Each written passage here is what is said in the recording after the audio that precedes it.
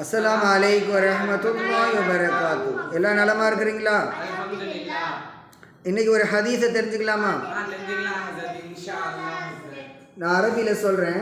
அனின் நபி ஸல்லல்லாஹு அலைஹி வஸல்லம் கால் லைஸல் வாசிலு பில் முகாஃபி வலாக்கின்னல் வாசிலு அல்லதி இதன் கதாத் ரஹிமுஹு வஸலஹா.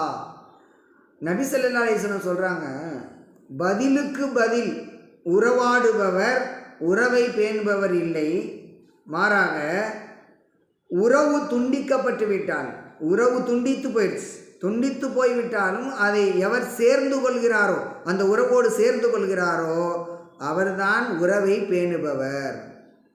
இதனுடைய விளக்கம் என்னன்னு சொன்னால், அதாவது அவங்களும் நம்ம வீட்டுக்கு வர்றாங்க, நம்மளும் அவங்க வீட்டுக்கு போகிறோம், இப்படி கொடுக்கல் வாங்கல், அவங்களும் கொடுக்குறாங்க, நம்மளும் அவங்க வீட்டுக்கு போகிறோம், அவங்களும் நம்ம வீட்டுக்கு வர்றாங்க. இது மாதிரி உள்ளவர் உறவை பேணுபவராக ஆக மாட்டார். உண்மையில் இது உறவை பேணக்கூடியவராக இவர் கருதப்பட மாட்டார். மாறாக யார் உறவை பேணுபவர் அப்படின்னா, நம்ம வீட்டுக்கு அவங்க வரமாட்டேங்கிறாங்க, அவங்க கோவிச்சிட்டு இருக்காங்க நம்ம மேலே நம்ம ஒரு மதிப்பு குறைவாக, அல்லது நம்ம போனால் கூட நம்மளை மதிக்கிறது இல்லை, இது மாதிரி இருக்கிறாங்க.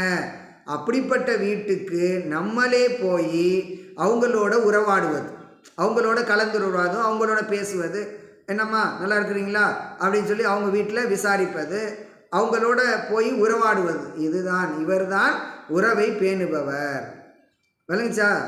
நம்ம வீட்டுக்கு அவங்க வரமாட்டாங்க, நம்ம வீட்டில் கோவிச்சிட்டு இருக்காங்க.